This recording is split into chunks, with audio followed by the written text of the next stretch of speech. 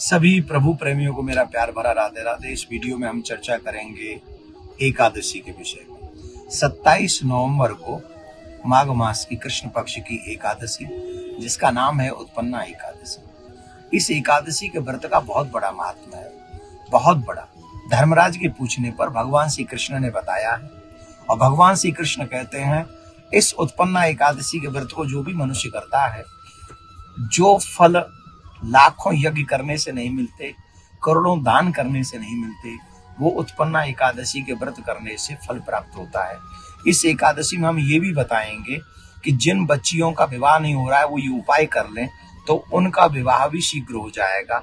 पारायण का समय मैं पहले ही बता रहा हूँ, 28 तारीख को 6:42 के बाद में 8:45 तक आप पारायण कर सकते हैं। तो ये पारायण का समय रहेगा 28 तारीख को। अभी वो कथा सुने। एक मुर नाम का राक्षस था और वो बहुत बलवान था, इतना बलवान था कि उसने सब देवताओं को परास्त कर दिया था। इवन इतना बलवान था कि सूर्य बनकर स्वयं ही प्रकाशित हो जाता था। देवताओं की पुकारने पर शंकर भगवान ने कहा जगतपति नारायण की ही पुकार करो, वही तुम्हें हर संकट से बचा सकते हैं। तो नारायण भगवान से जब जाके उन्होंने कहा तो नारायण भगवान ने देवताओं से कहा कि तुम भयभीत तो मत हो, मैं तुम्हारी सहायता करूंगा।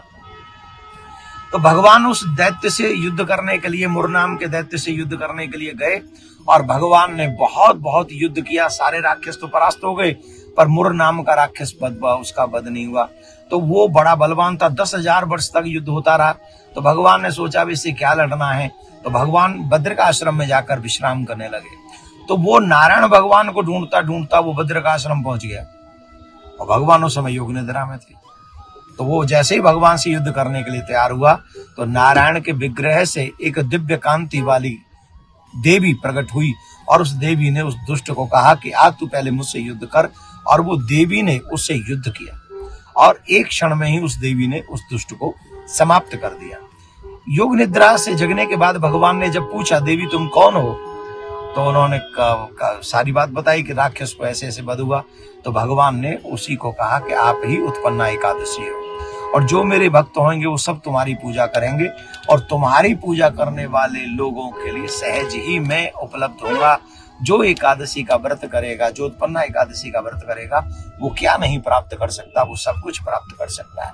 तो ये उत्पन्ना एकादशी है। उन्होंने कहा कि आज से तुम उत्पन्ना एकादशी के नाम से जानी जाओगी। तो ये तो एकादशी की कथा हो गई, लेकिन हम आपको एक उपाय और बता रहे हैं। एकादशी के दिन तुलसी का भी पूजन करना चाहिए, तुलसी महारानी को पूजन करना चाहिए, घी का दीपक जलाना चाहिए। जिन कन्याओं का विवाह नहीं हो रहा है, विलंब हो रहा है, उन लोगों को उत्पन्ना एकादशी के दिन एक चुनरी माँ तुलसी को पहनानी चाहिए, और श्रृंगार की सारी सामग्री उनको चढ़ानी चाहिए। और इसके बाद में माँ से प्रार्थना करनी चाहिए कि हे माँ हमारे ऊपर कृपा करना। तुलसी महारानी से जब यह प्रार्थना करेंगे तो आपके विवाह में आया हुआ विघ्न शीघ्र ही दूर होगा और आपका विवाह होगा। एकादशी का व्रत 27 नवंबर को आप लोग रखें, और खूब एक भगवान की कृपा प्राप्त करें। आप सबको प्रियाकांज खूब संपन्न करें। ये वीडियो उन लोगों तक पहुंचा दीजिएगा जो एकादशी का व्रत करना चाहते हैं। आप सभी को राधे राधे।